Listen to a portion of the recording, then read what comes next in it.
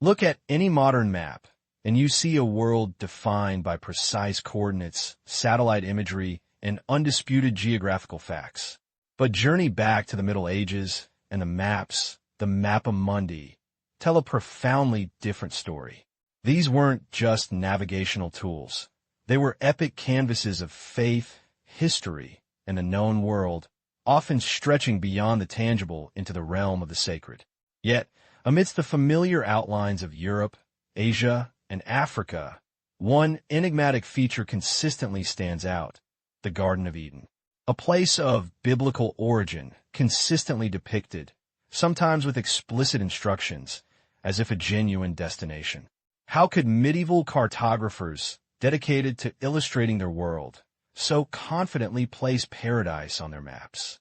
What did this mythical land truly mean to them and their audiences? This documentary, Lost Eden, Unraveling Why Medieval Maps Pointed to Paradise, embarks on a fascinating journey to explore this very paradox. We will delve deep into the theological foundations that shaped their cosmology, examine the surprising geographical theories that sought to locate Eden, and uncover the rich cultural narratives that bound this sacred space to the very fabric of their understanding of existence. Through ancient texts, breathtaking illuminations, and expert insights, we will reveal what these directions to Eden truly signified. Not just a place on a map, but a profound vision of humanity's origin, fall, and enduring hope. Prepare to see the world, and indeed paradise, through medieval eyes. For centuries, our maps have been precision instruments, guiding us across continents and oceans with unfailing accuracy.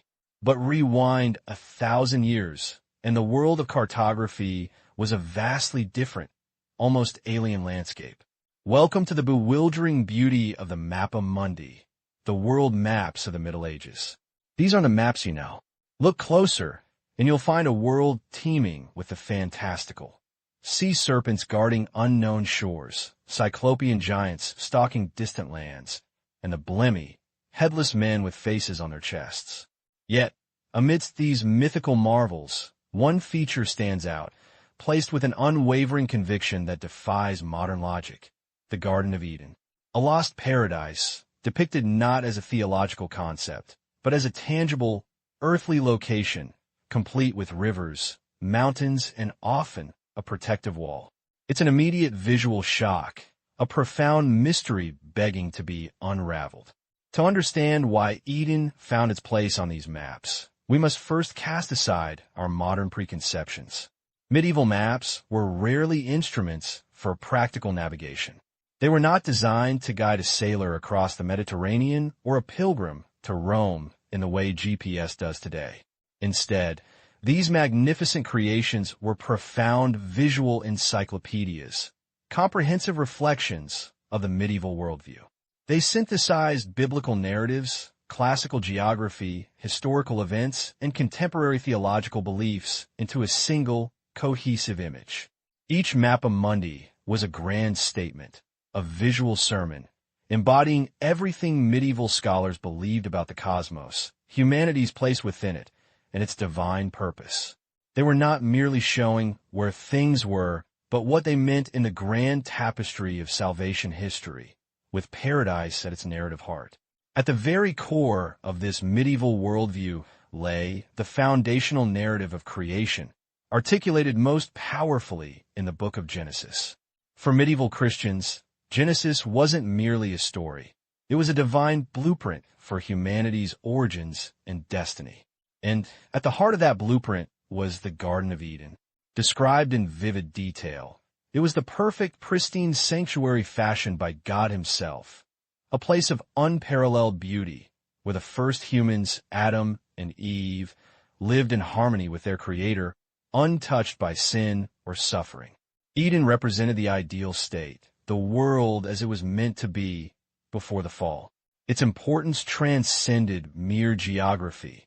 It was the sacred starting point of human history, the benchmark of divine perfection, and therefore, an essential cornerstone of any map seeking to comprehensively illustrate the world's true nature. It's crucial to understand a key distinction in medieval thought. the difference between the earthly paradise and heavenly paradise.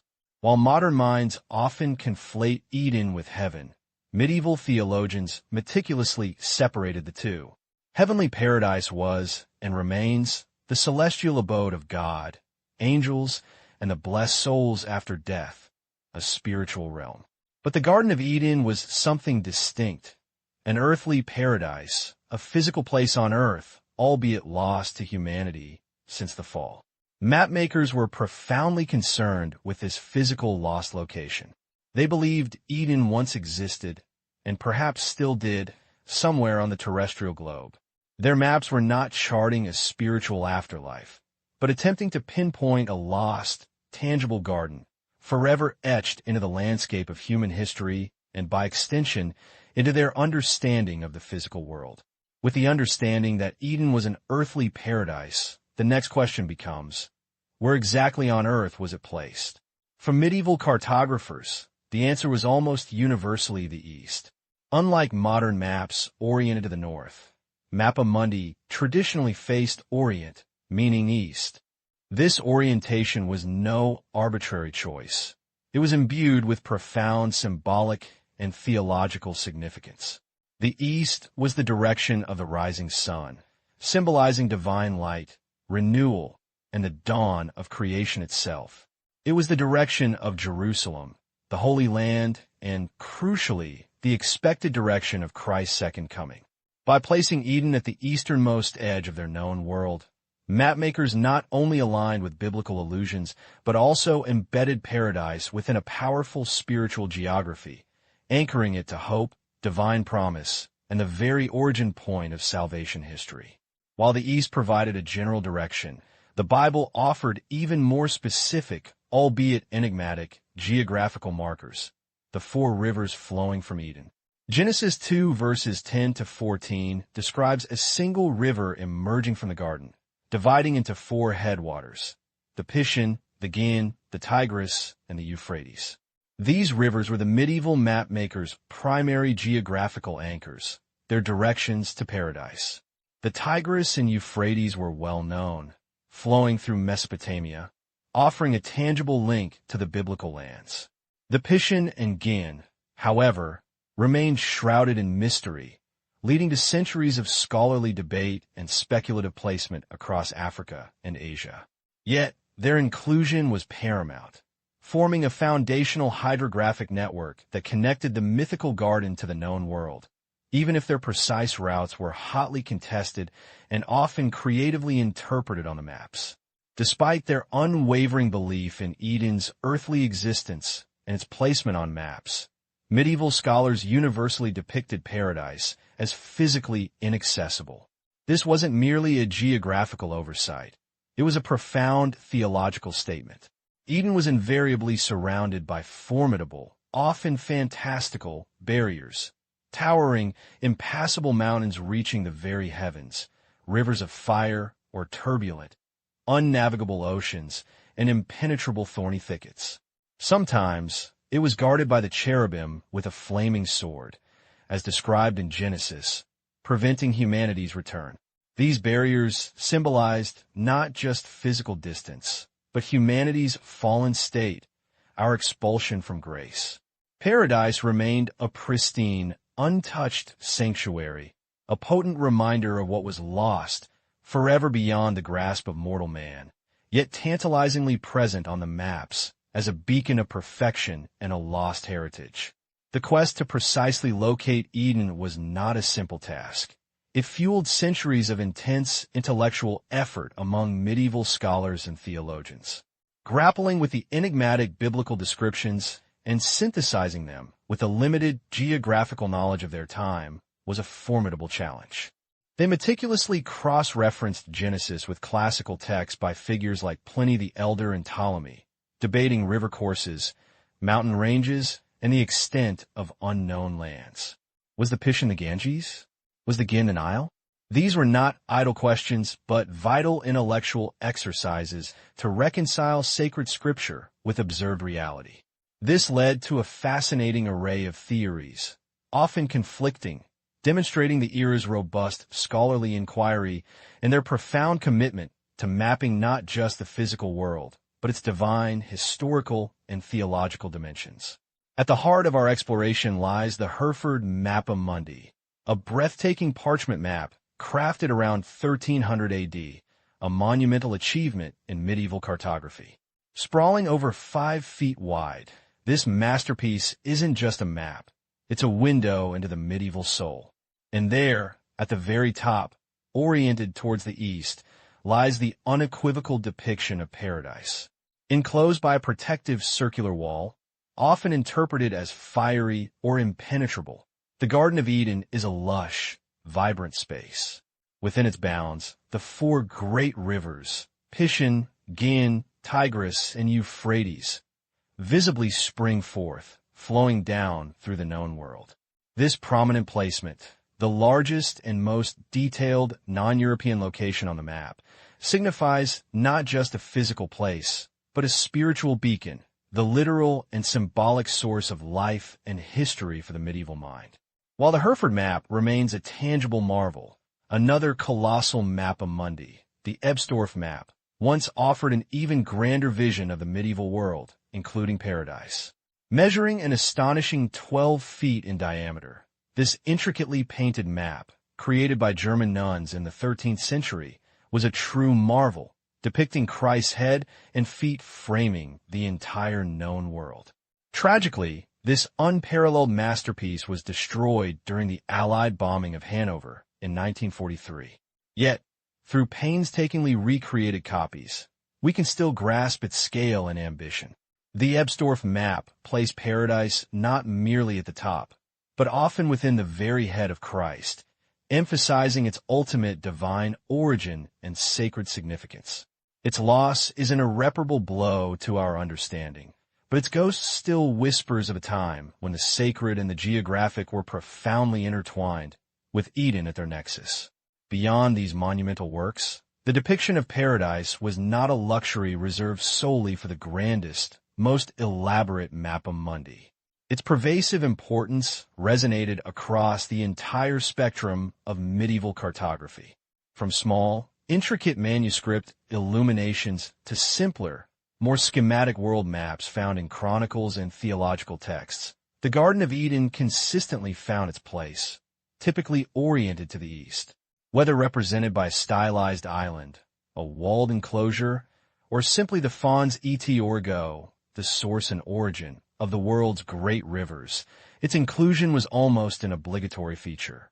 This uniformity across diverse designs underscores that paradise was not a mere artistic embellishment, but a fundamental, non-negotiable component of the medieval geographical and theological understanding of the world, a constant reminder of humanity's origins and destiny. But why was paradise so ubiquitous, so fundamental to their geographic understanding?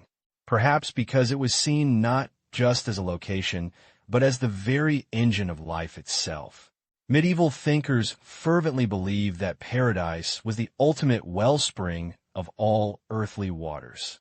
Not merely the 4 biblical rivers, Pishon, Gin, Tigris, and Euphrates, but indeed the very source of the fertility and sustenance for the entire known world.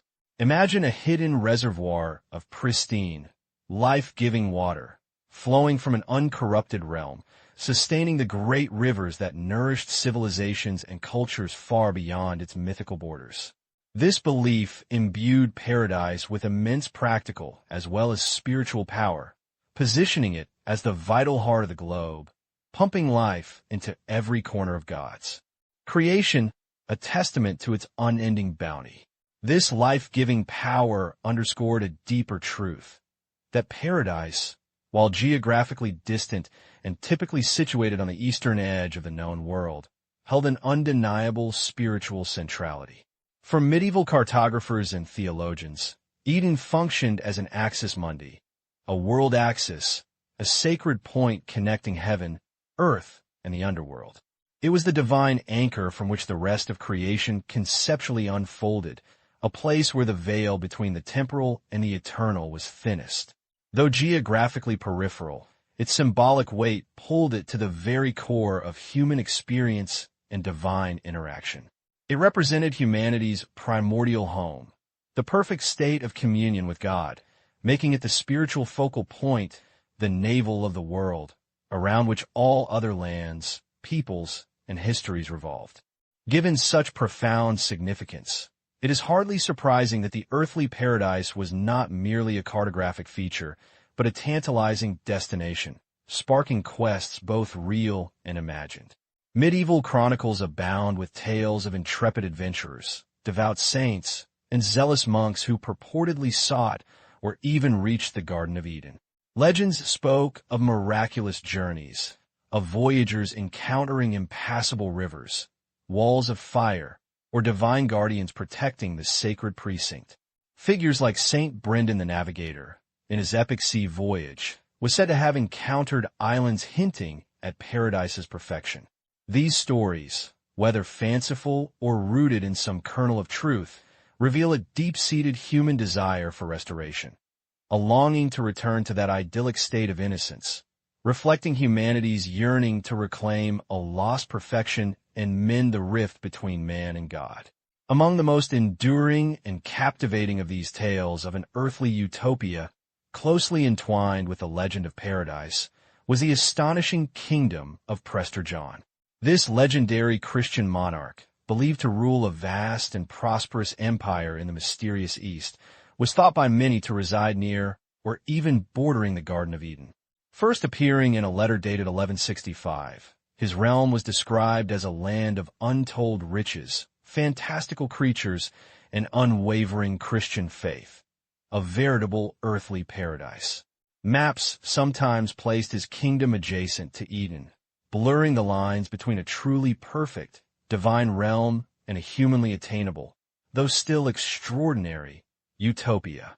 The legend of Prester John fueled crusader hopes and spurred explorers for centuries, embodying the aspiration for a Christian ally and a glimpse of lost perfection in a distant, exotic land.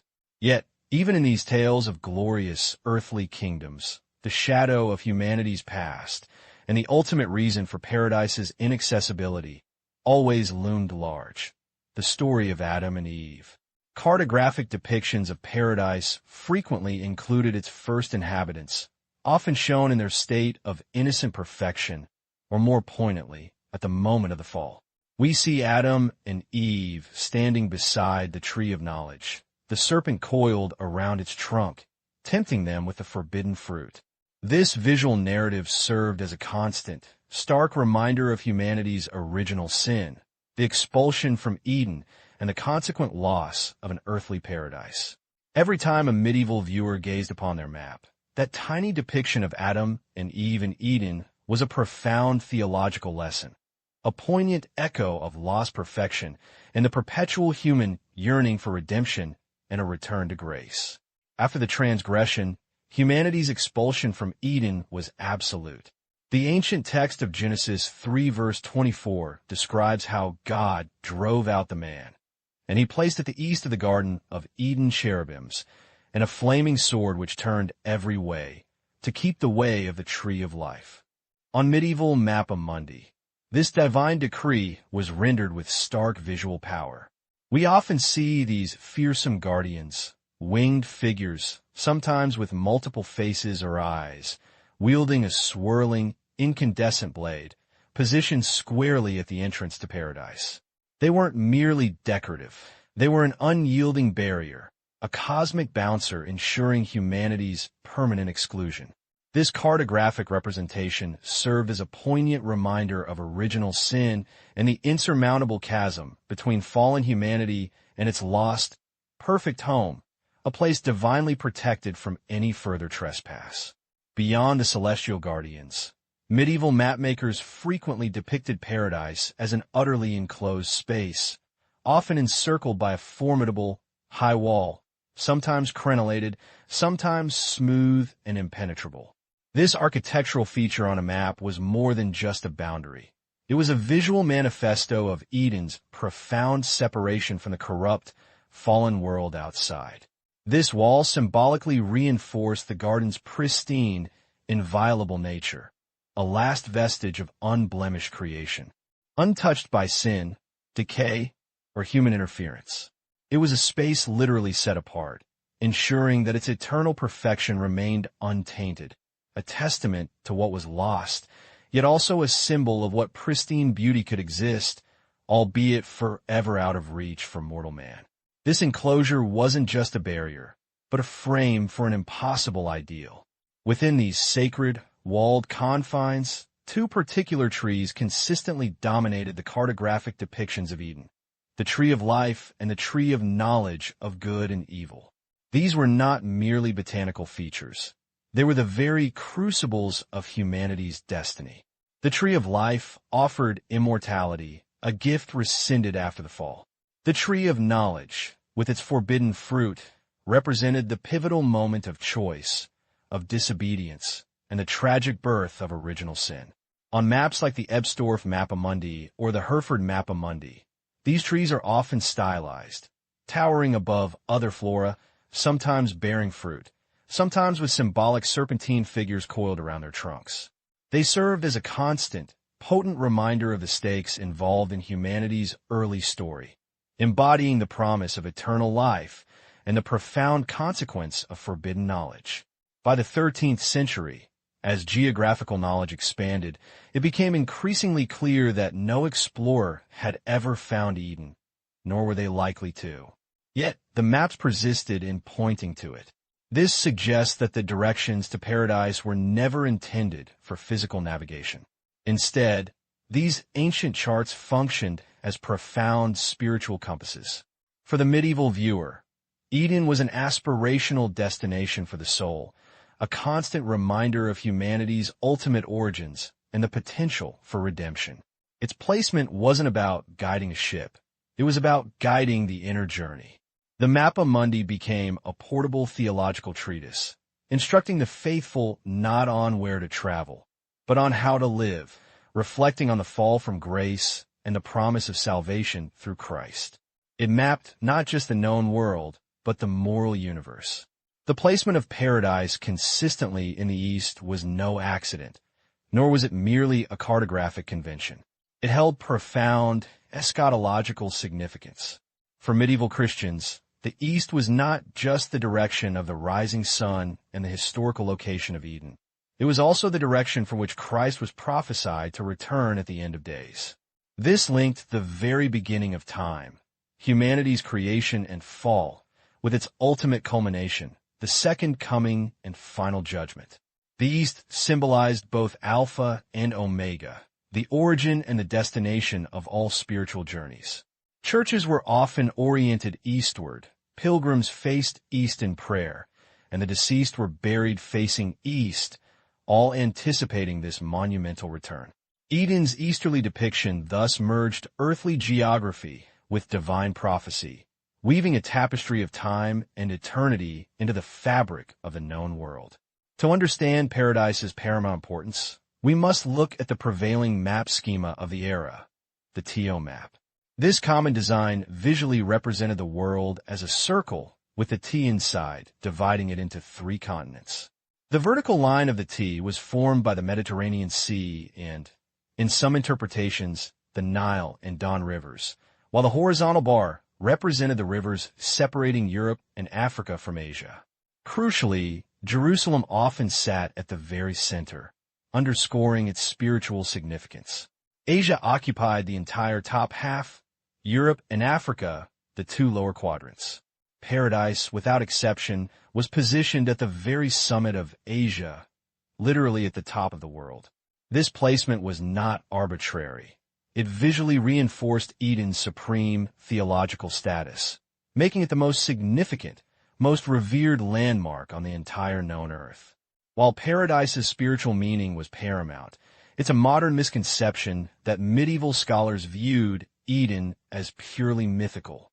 On the contrary, they genuinely believed in an earthly paradise as a tangible, physical location, even if its exact whereabouts remained mysterious and inaccessible. This wasn't some abstract concept. It was a real place on a real earth, albeit one separated by impassable mountains, fiery rivers, or dense fog. Thinkers like Bede or Isidore of Seville meticulously cataloged its attributes, describing its elevation, climate, and the four great rivers flowing from it. Legends even told of Alexander the Great's supposed journey to its borders. For centuries, the search for Eden, or at least clues to its location, fueled geographic speculation, underpinning a worldview where divine history was inextricably woven into the physical landscape. The creation of these intricate Mappa Mundi was largely a monastic endeavor. Within the quiet scriptoria of medieval monasteries, dedicated scribes and scholars meticulously crafted these visual encyclopedias. These maps served multiple crucial functions. They were powerful pedagogical tools, educating both clergy and laity about biblical history, geography, and Christian doctrine. But more profoundly, they were objects of contemplation and prayer. Monks would gaze upon the earthly paradise, reflecting on humanity's fall and the path to salvation. The act of drawing and studying these maps became a spiritual exercise, a visual meditation that reinforced their faith and understanding of God's plan. Thus, these maps were not just charts of the world. They were sacred texts, guides for the soul's journey, making the lost Eden a constant, tangible presence in their spiritual lives.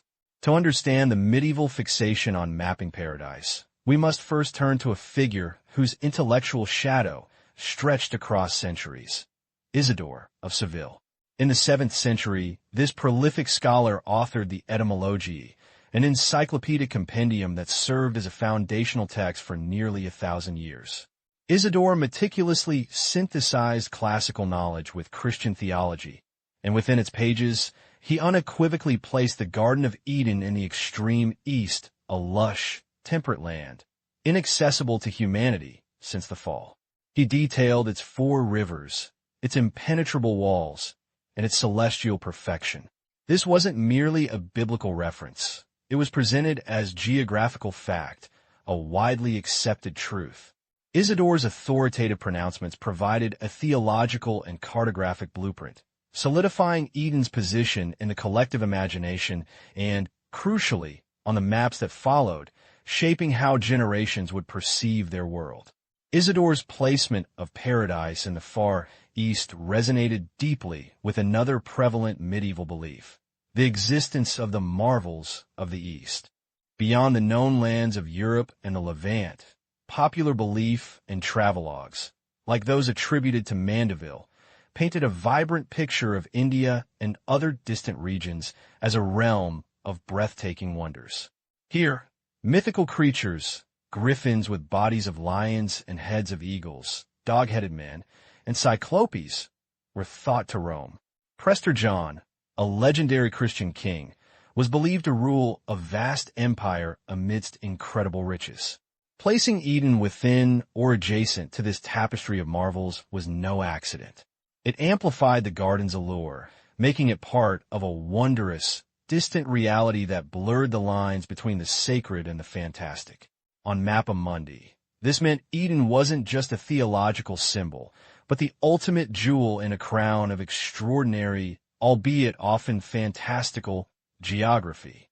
Yet, the inclusion of paradise on medieval maps served a purpose far deeper than mere geographical placement or wondrous myth. It acted as a profound, often heartbreaking, contrast to the fallen, imperfect world that medieval people inhabited. This was a world grappling with plague, famine, incessant warfare, and the constant struggle against sin. Maps were not just tools for navigation. They were moral compasses. By depicting Eden, mapmakers offered a stark, visual reminder of humanity's lost purity, the ideal state from which they had strayed. It was a tangible representation of grace, a constant echo of perfection in a world that felt anything but. Paradise on a map became more than a location. It was a spiritual yearning, a theological anchor that reminded medieval audiences of humanity's origins and the ultimate destiny promised in salvation, serving as a silent sermon etched onto parchment. For centuries, the allegorical map reigned supreme, where spiritual truth held precedence over physical exactitude. But as the medieval period began to wane, a subtle yet profound shift in cartographic priorities commenced. The burgeoning trade routes, increasing pilgrimages, and the practical needs of merchants and mariners slowly began to demand maps that were less theological statement and more practical tool. While Mappa Mundi still held sway, early examples of portolan charts, incredibly accurate coastal maps designed for navigation, began to appear, especially in the Mediterranean. These charts, with their rum lines and detailed coastlines, signaled a new appreciation for empirical observation.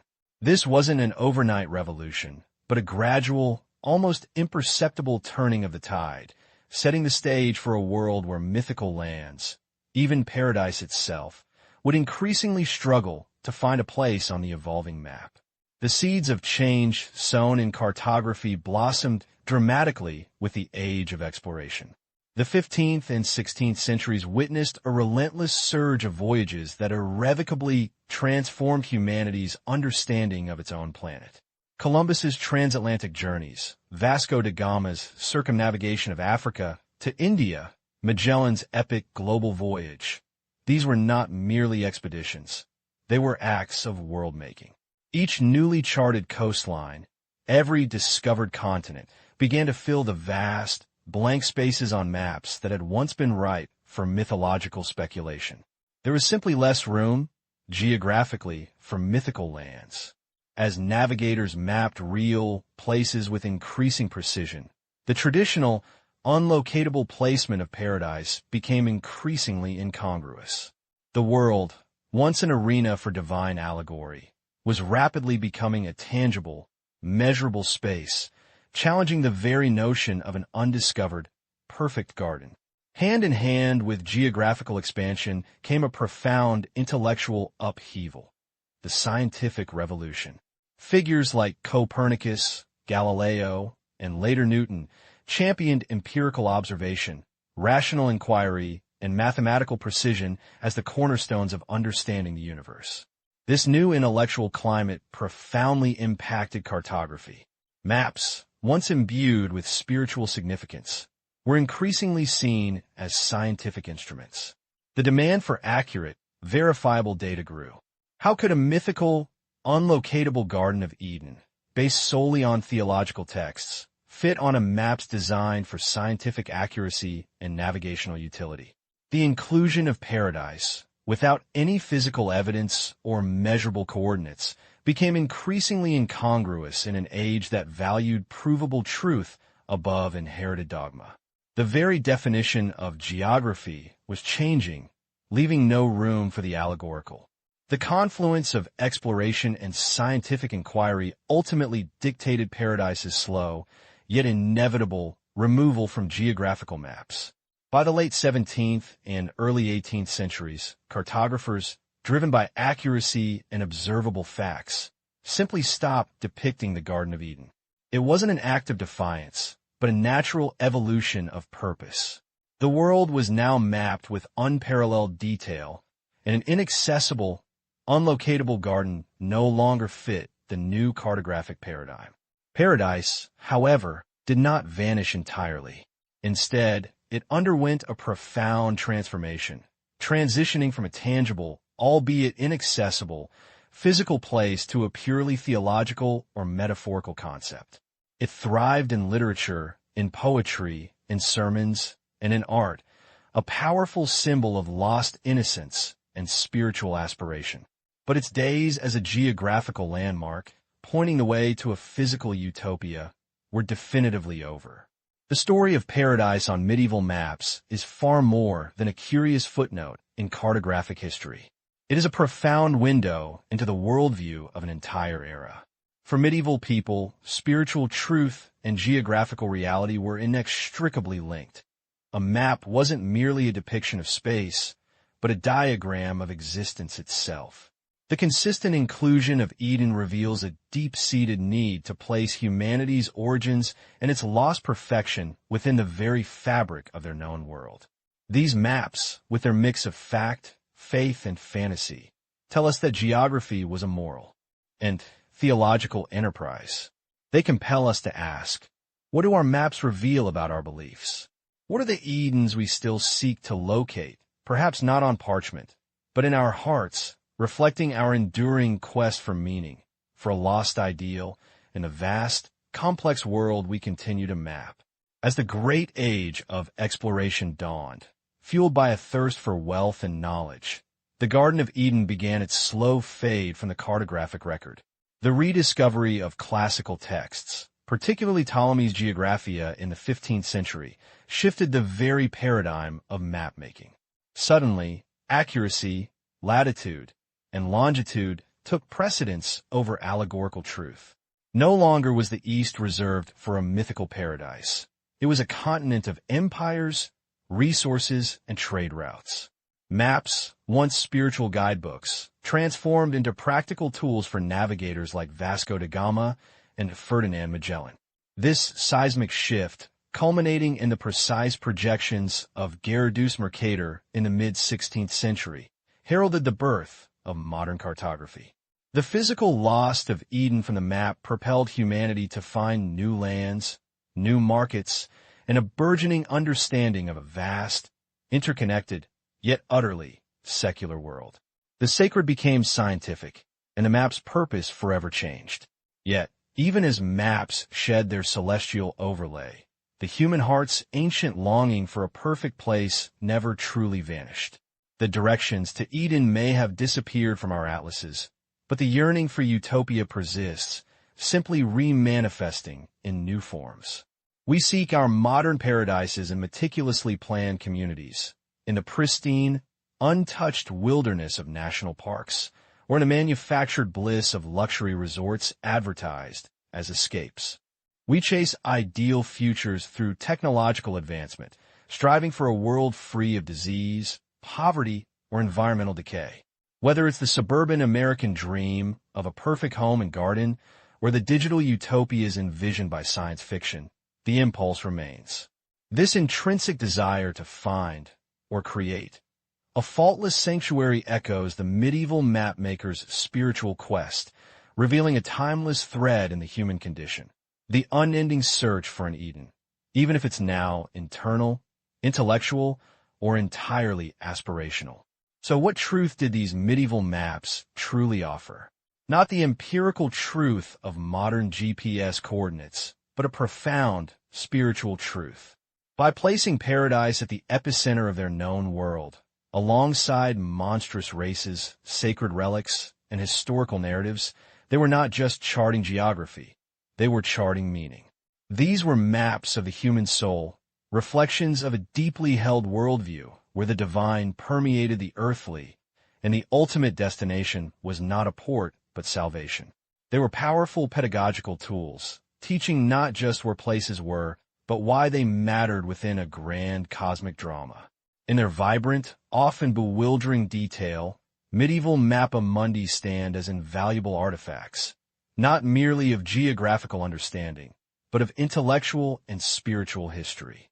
They remind us that maps can, and once did, serve a purpose far beyond navigation, to orient us not just in space, but within the very essence of human faith and existence. In the end, the presence of paradise on medieval Mappa Mundi was far more than a curious cartographic invention or a geographical error. It was a profound, living testament to a worldview where the spiritual was inextricably woven into the physical, where faith, history, and geography were not separate disciplines but intertwined threads of a single, divine tapestry. These extraordinary maps provided more than just routes across lands and seas. They offered directions for the soul, a constant, visual reminder of humanity's divine origins, the tragedy of the fall, and the ever-present promise of redemption. For the medieval mind, Eden was a foundational truth, a symbol of ultimate perfection and a powerful narrative anchor. With the dawn of the age of exploration and the scientific revolution, the relentless pursuit of empirical knowledge eventually banished paradise from our physical atlases. Precise measurements and observable facts left no room for a mythical garden. Yet, even as Eden disappeared from the physical charts, the human longing for paradise, for that perfect, unattainable ideal of peace, harmony, and belonging, continues to guide us. It manifests in our art, our philosophies, our spiritual quests, and our dreams. The medieval mapmakers, in their unique visions, remind us that while the landscape of our understanding changes, the search for our own lost Eden, in whatever form it takes, remains an eternal journey.